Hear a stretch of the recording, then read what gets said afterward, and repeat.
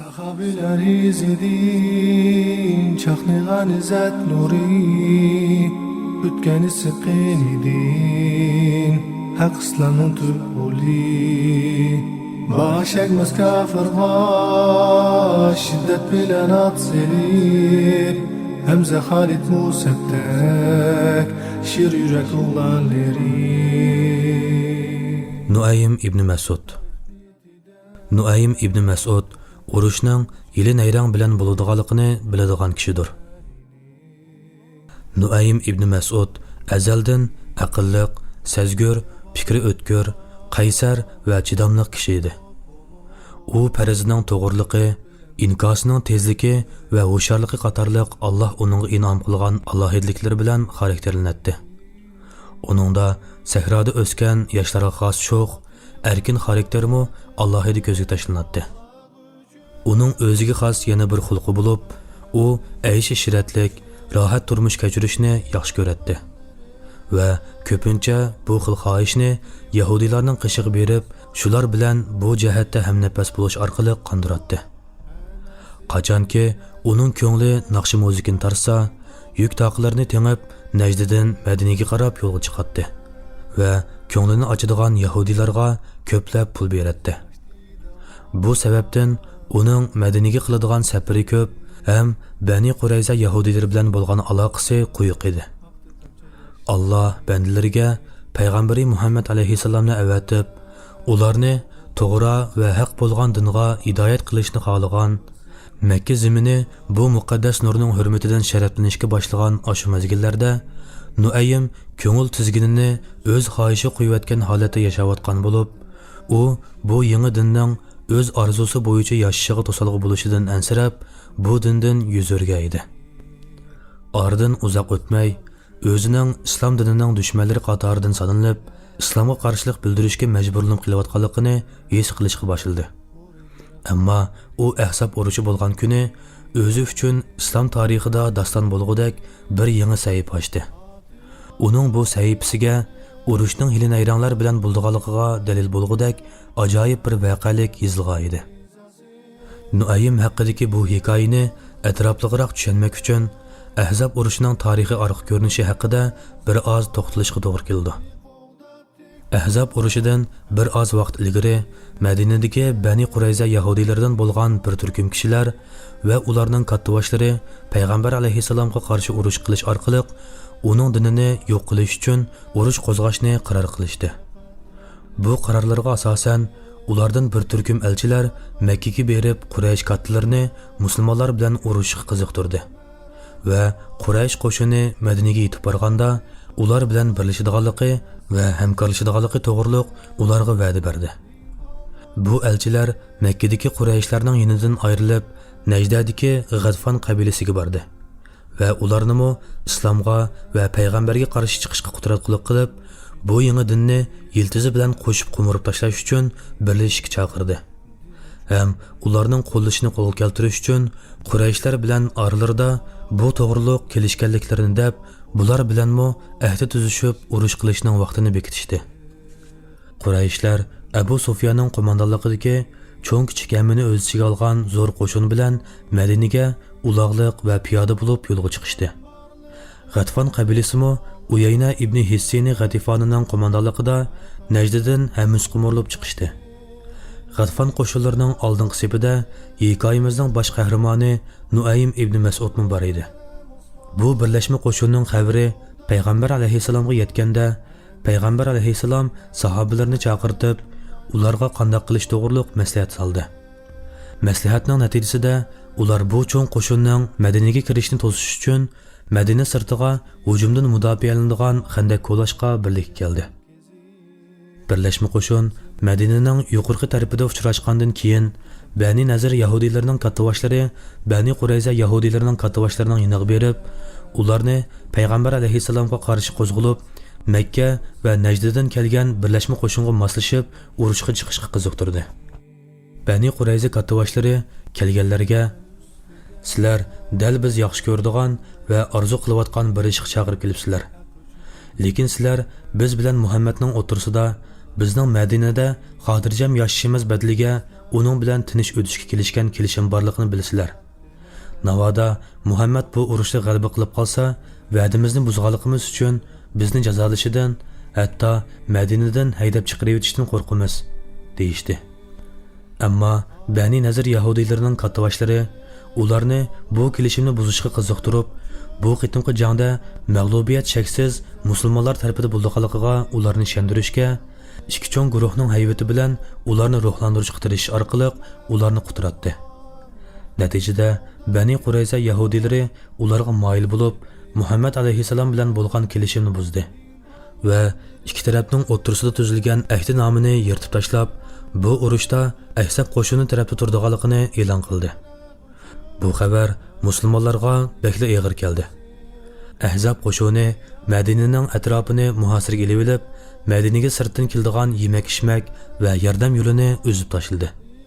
Payg'ambar alayhissalom Ahzab qo'shinlarining Madina sirtida Madinani qo'rchovga olgan holatda turganligini, Madina ichidagi Bani Qurayza qabilasining dushmanlarga qarata ikki jihatdan moslashishga tayyorlanib yotganligini bildi. Munofiqlar va dillarda munofiqlik kesili borlar o'zlarining asli qiyobatlarini oshkorlaydigan, Muhammad bizga Kisra va Qaysarning mol dunyosiga ega bo'lganligimizni degaydi. Endi bo'lsa, hech bir kishi tahoratga xotirjam chiqolmayotdi, degandek so'zlarni qilishga boshladi.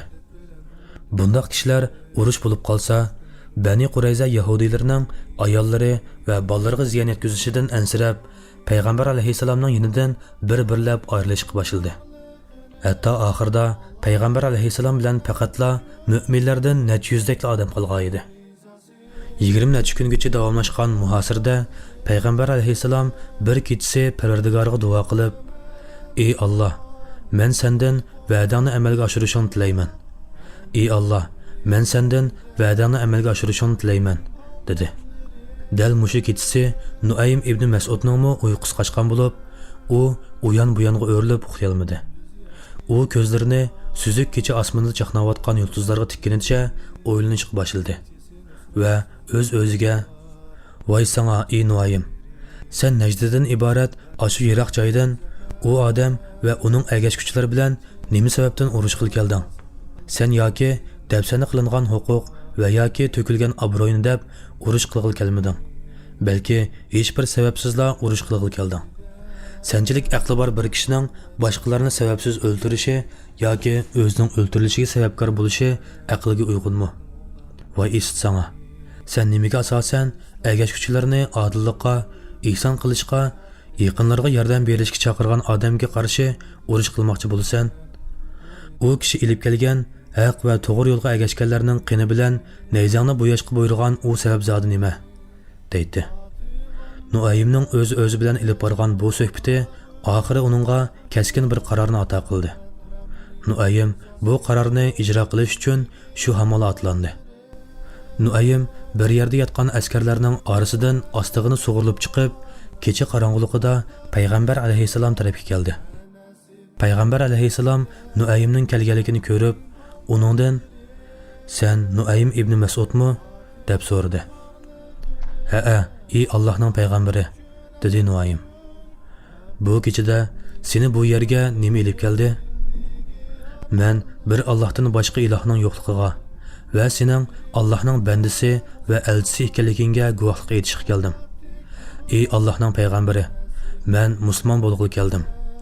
Qavmim mening musulmon bo'lganligimni bilmaydi. Meni sen xohlagan ishingga buyurgan", dedi. "Sen ularning ishidagi bizning birdan bir odamimiz bo'lsan. Sen ularning orasiga berib, ularni bizga hujum qilishdan imkoniyatingning yetishicha to'sqin. Urush degan nayrang. Bo'ladi, ey Allohning payg'ambari. Sen mendan seni xursand qiladigan ishni ko'rsan", dedi-da orqaga burilib yurib ketdi. Nuaym udul Bani Qurayza yahudiylarining qishig'iga bordi. Uning burun ular bilan yaqin do'stligi bor edi. U: "Ey Bani Qurayza qavmi, sizlar mening sizlar uchun sodiq ekanligimni va sizlarga bo'lgan do'stligimni bilasizlar", dedi. Ular birdakla: "Ha, sen bizning nazarimizda biror ishdimi ayblik emassan", deyishdi Qurayza qavmi. Quraysh va Qatfon qo'shiniga kelsak, ularning bu urushdagi ahvoli sizlarning ahvolinglar bilan o'xshamaydi. Bani Qurayza qavmi u qandaq ahvol deb so'rashdi. Bu yurt bo'lsa sizlarning yurtinglar. Bu yerda sizlarning mollaringlar, bolalaringlar, ayollaringlar bor. Sizlar ularni boshqalarga tashlab qo'yib ketolmaysizlar. Quraysh qabilasi bilan G'atfon qabilasining mollari, bolalari, ayollari boshqa yurtda. Ular hozir Muhammad bilan urush qilish uchun keldi va sizlarni Muhammad bilan qilishgan va'danglarni buzishga chaqirdi. Sizlar ham buningga ma'qul bo'ldinglar. Agar ular bu urushda g'alaba qilsa, hammanglar g'animatdor bo'lsizlar. Navoda mag'lub bo'lsa, ular o'z yurtlariga tikib etadi. Sizlarni bo'lsa Muhammadga tashlab berdi. Shuning bilan Muhammad sizlardan qattiq intiqom oldi. Sizlar Muhammadga teng kelolmaydiganliklaringizni obdan bilasizlar, dedi Nuaym. Buni anglab ular, haqiqatan rost gap qilding. Sening qarashingcha qanday qilsak to'g'ri bo'ldi, dedi. Meningcha sizlar ulardan bir turkum kishilarni go'riga olmoqcha, ular bilan birga urush qilmanglar. Shunda qilsanglar, ularni toki g'albini qo'lga keltirguncha yoki ulardan oxirgi bir odam qolguncha urush qilib chiqa olaysizlar. Buni anglagan Yahudiylar, sen bizga yo'l ko'rsatding, kuyinding deyishib ketdi. Nuaym ularning qishidan chiqib, Abu Sufyanning qishiga keldi.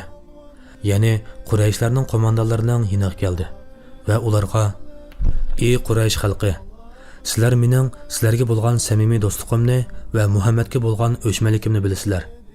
Men bir ishdan xabar topdim. Bu ishni sizlarga uqtirib qo'yishimning zarurligini va u ishni o'z vaqtida yig'ishtirish uchun sizlarga maslahat bermasam bo'lmaydiganligini bildim. Biroq sizlar bu so'zlarimni sir tutinglar", dedi.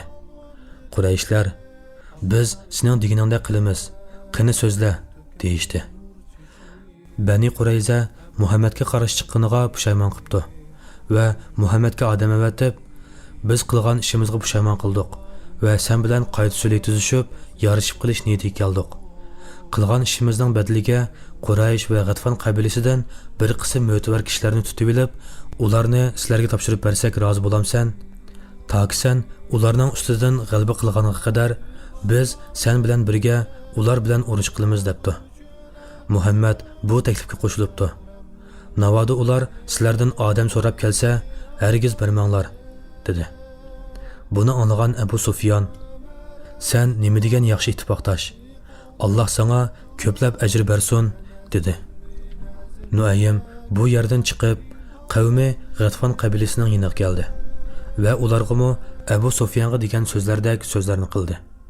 Ham Abu Sufyonni ogohlantirgan ishlardan ogohlantirdi. Abu Sufyan Bani Qurayza qabilasidan ahvol egallab kelish uchun o'g'ilni avatdi. O'g'li ularning qishiga berib: "Dadam sizlarga salom aytdi va sizlarga bizning Muhammad bilan bo'lgan muhosirimiz bek uzrab ketdi. Biz oxiri Muhammadga qarshi urush etish qaroriga keldik" degan so'zni yetkazib qo'yishim topildi. Hamda sizlarni dadam bilan uchrashish uchun chaqirib kelishga avatgan edi, dedi. Bani Qurayza kattalari Abu Sufyanning o'g'liga: "Bugun shanba, biz bu kunda hech ish qilmaymiz. Uning ustiga sizlar bilan G'atfon qabilasidagi mo'tavarlardan bizga 70 kishini go'riga berishga rozi bo'lmasanglar, biz sizlar bilan birga urushga chiqmaymiz. Navoda urushish og'ir kelsa, sizlar yurtinglarga bizni tashlab ketib olib qutulasizlar. Bizni bo'lsa Muhammadga tashlab bersizlar. Sizlar bilasizlar, biz uningga hargizmi teng kelolmaymiz", deyishdi. Abu Sufyanning o'g'li qaytib kelib, Bani Qurayza qavmining deganlarini yetkazdi. Buni anglab Qurayshlar: "U maymun, to'ng'izlarning bolalari. Ular amni ziyon tortdi. Alloh bilan qasamki, ular bizdan bir tal qo'ynimi go'riga olmaydi", deyishdi. Shunda qilib, Nuaym Ahzab qo'shinining orasini parchalashda to'liq g'alaba qildi. Alloh Quraysh va uning agashuvchilariga shunchalik qattiq shivirg'anliq bir sovuq bo'ron avatdiki, bu shamol ularning chidirlarini o'rib, qazonlarni ko'mtirib, o'tlarni o'chiribdi. Ham ularning eg'iz burunlariga qum to'shqizibdi. Ular qochadigan joy topolmay qoldi-da, amalsiz kecha qorong'uligidan foydalanib tikibdi. Tong yo'rig'anda musulmonlar dushman qo'shinining chekinib ketganligini ko'rib, qo'shanliqlarni bosolmagan holda bandisiga yordam bergan, o'z qo'shinini aziz qilgan, o'zi yakki turib nurg'un guruhni mag'lub qilgan Allohga minglarcha shukrlar bo'lsin, deb to'lishib ketdi. Shu kundan boshlab Nuaym payg'ambar alayhissalomning ishonchli odamlaridan biri bo'lib qoldi. Makka fath qilingan kunisi Abu Sufyan musulmonlarning qo'shinini ko'zdan kechirib o'tib, G'atfon qabilasining bayrog'ini ko'tarib olgan bir odamni ko'rdi va qishidagilardan "Ov kishi kim?" deb so'radi. Ular "U Nuaym ibn Mas'ud" deb javob berganda, Abu Sufyan bizga uning Xandak kuni qilgan ishi nihoyat bak yomon bo'lgan edi. Alloh bilan qasamki, uning burun Muhammadga adovati nihoyat bak kuchli edi. Mana bugun uning oldida qavmining bayrog'ini ko'tarib mengibdi. U bizga urush qilish uchun Muhammadning bayrog'i ostida mengibdi, dedi. Alloh Nuaymga barliq musulmonlar tarafidan katta ajr ato qilsin. Bizlarga ozg'inlik ishidan to'g'ri yo'l tepib manglaydigan aql farosat ato qilsin. Xatoliklarimizni to'kpilar yaratish orqali yuyish fursatlarini ato qilsin. Amin. Payg'ambarligini Alloh uchun faqat Rabbning rizasi dildagi armonlari ketdi Umar Usmon nahdi qo'lda tek turib Anas ibn Nazirda ummatning polvonlari